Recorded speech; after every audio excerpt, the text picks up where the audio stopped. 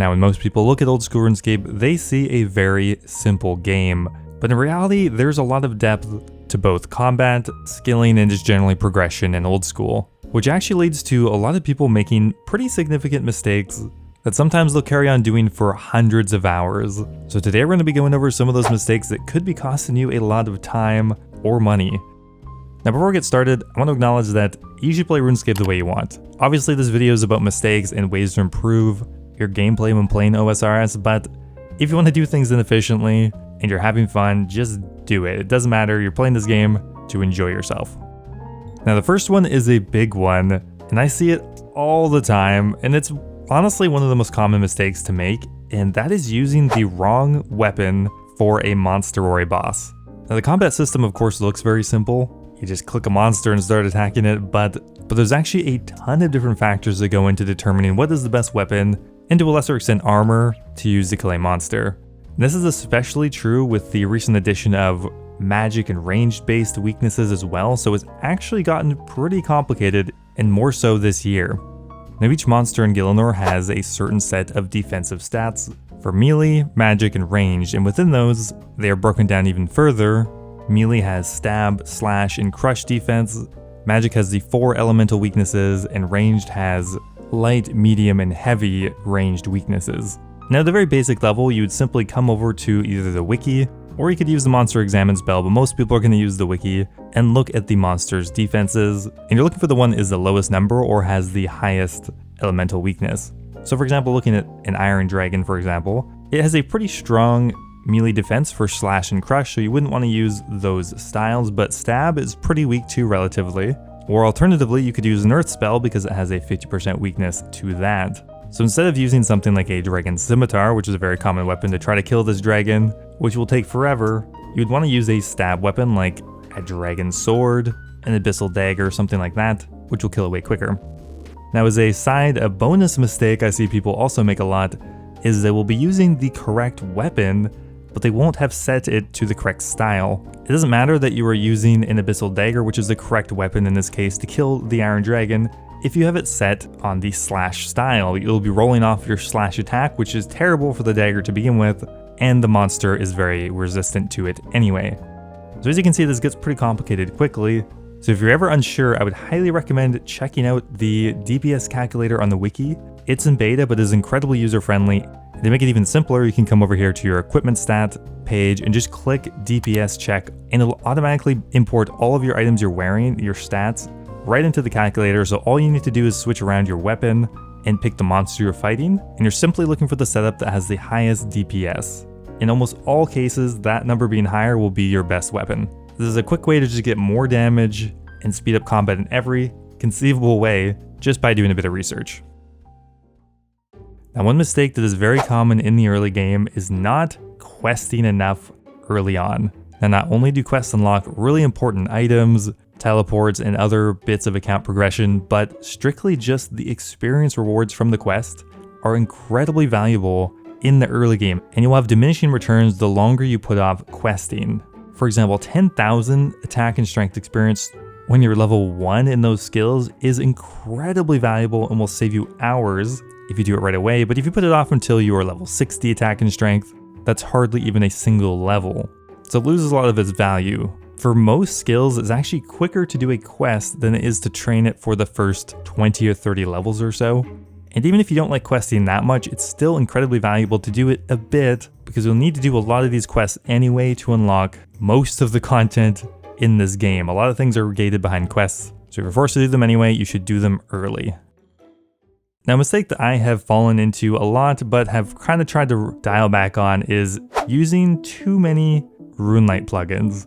Now obviously some RuneLite plugins are super useful, and some of them are so integral that I would never consider playing this game without them. Stuff like the GPU plugin, tile marker, XP trackers, and more, but there is such a thing as information overload, and if you have everything tracked on your screen, every tile highlighted, every tick counted, every monster highlighted, it eventually just creates so much visual noise and mental noise that I don't think it's actually helping at that point. It's actually a negative. So I would definitely try to go in with a less is more approach. I think it also can just lower the enjoyment of the game as well. If every single thing is boiled down to a number, a highlighted tile or monster, it kind of stops feeling like you're playing a game and more so just trying to solve a math problem or something. Obviously, this is a bit more personal preference, but less is more for plugins would be my recommendation. Another mistake I see people do a lot is using moneymakers that don't give any experience. Now, sometimes these can be very lucrative, and I'm not saying never to do it, but if the only method you use to make money doesn't train your account as well, you're kind of just spinning in circles. So much of your time in this game is actually trying to earn money to buy things that if you're not progressing your account at the same time, you're not going to make much progress. So if you have the choice between a high GP per hour money making method and one that's lower but gives experience, I would generally recommend going for the one that gives experience. Most of the best money makers in this game are not available until the late game, so the quicker you progress your account, the better the money you'll be able to make. Instead of toiling in the early game, combining crystal keys or filling plant pots or whatever, just train your account. Now, another mistake I see so often, you can just run around Gielinor and you'll see this all the time, is over-investing into gear. Now, as a general rule of thumb, weapons and armor have diminishing returns the more expensive they get. So yes, a Dragon Scimitar is way better than a Rune Scimitar, and an Abyssal Whip is quite a bit better than a Dragon Scimitar, but a Grazi Rapier, which is 30 or 40 times the cost of an Abyssal Whip, isn't that much better, so you really should not be buying expensive gear for a long time. Like, I'll constantly see people running around with a Bandos chestplate and Bandos tassets, but they won't have like a Osmundton's Fang or something, for example. Usually once you've gotten your tier 70 or 75 weapons and armor, which usually only cost a few mil per item, you're much better investing that money into leveling your account up, leveling mage and range using quicker methods, training up skills to finish more quests, complete achievement diaries. Stuff like that is going to give you a much more tangible increase in power than owning Pegasian boots, for example, which do almost nothing. Save the late game gear for the late game, and don't go buy expensive items until you've obtained most of your obvious upgrades. Now, one mistake I always fall into, and I see a lot of other people make as well, is feeling like you have to finish a grind before you can move on to something else, like locking yourself to a single piece of content until you've accomplished your goal, obtained a certain item, gotten a certain level. It doesn't have to be this way, and realistically, you're better off doing it in chunks, hopping between a variety of content, instead of just sticking to the same spot until you have the thing you want. Sure, you might accomplish that one goal quicker, but you're probably not going to have as much fun, and you won't really have experienced as much of the game. For example, a grind that people do early on is getting the Graceful set, and I think a lot of people, myself included, grind it all out in a row. Like, it's a 20 to 25 hour grind people often do early. I just feel like, I have to get the entire set.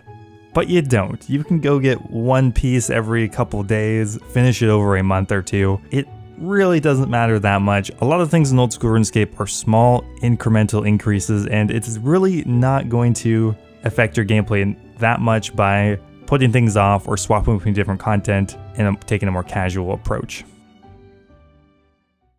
And that leads into my next mistake, and that is feeling that you need the best in slot item or gear before you can try out content or do it efficiently. In a lot of cases, the DPS difference or the efficiency difference between the best in slot option and the next best in slot option and the one after that isn't as significant as you might think. Obviously, there are some cases where things like a Twisted Bow, a Shadow, or a Scythe are significantly better than the next option, but that's an exception, not the rule. Most of the time you can try out and even be reasonably efficient even without the best in slot option. For example, I'm killing Ziliana on one of my accounts, and with a Twisted Bow you can get about 27 kills per hour, but a Twisted Bow is almost 2 billion gold. But the third best option is the Bow of Ferdinand, and you can get about 22 kills per hour. Sure, it's not as good, but you're much better off trying it now and being less efficient, but not having to wait what's going to be like a year before or even longer until I can get the best weapon.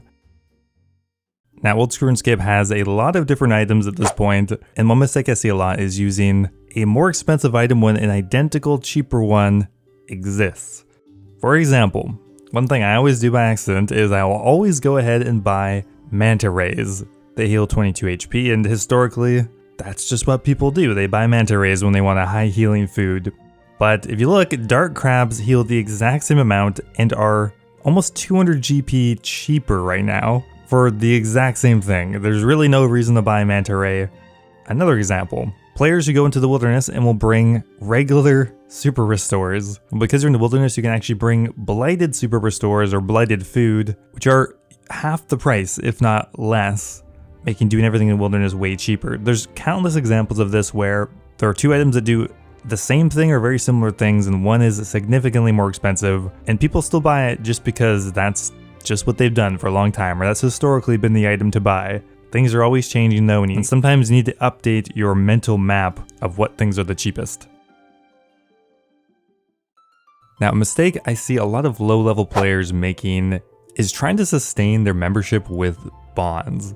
Now, maybe at one point this was feasible, but nowadays it is really difficult for a low-level player in particular to be able to sustain a bond. It's 13 mil, and in the early game you're not making that much money per hour, and all the semi-decent moneymakers usually don't give much experience, so you're kind of just trapped there. Usually at best, unless you find something really obscure, you're going to be making at most a mil per hour as an early game account, and that method usually doesn't give much experience either. There are some exceptions, but if you have to invest 10 to 15 hours just to sustain your membership every 2 weeks, some people aren't even able to play that much every 2 weeks. So I think definitely if you are able to buy membership, you're better off doing it early on when you're going to struggle for money, and then try maybe to sustain your account with bonds once you've reached better money makers. A high level account could earn a bond in 45 minutes, but a low level one, it could take 15 hours. So it's a huge difference, and you will literally be trapping yourself in the early game if you try to do this too much. Now, Oldschool Runescape definitely has an efficiency-minded player base nowadays, and if you ask people, usually they'll recommend the quickest possible training method for a skill, and that makes sense. The reality is most people aren't able to do the most efficient training method for very long, and they'd probably be better off using a more relaxed or a completely AFK training method, even if it's significantly slower. Nightmare Zone gets kind of a bad name, but I think it really stems from the content itself being kind of bad from one of the first content releases ever made.